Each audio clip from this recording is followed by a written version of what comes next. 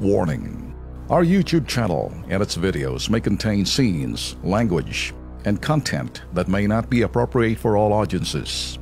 These videos include surveillance footage, undercover pursuit of suspects, actual police and rescue operations, and fearless confrontations.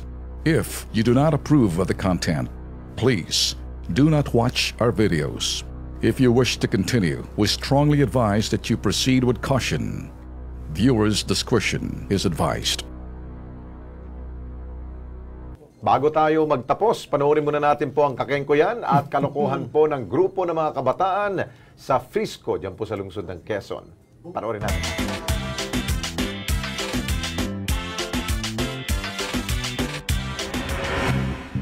Sa jeep, uso ang sabit.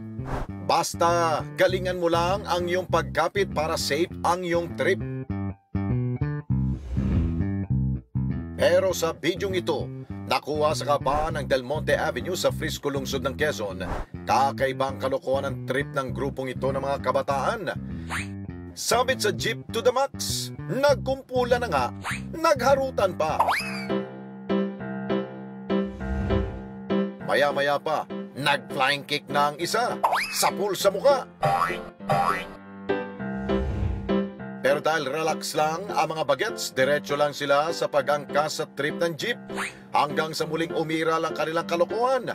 Ang kanilang kasamahan, hinubaran.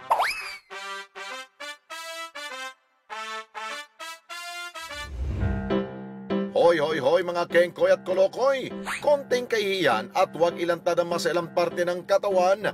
Huwag nang ulitin ang kalokohan nyo, baka disgrasya pang abutin ninyo. Mga traffic enforcer, nasaan ba kayo?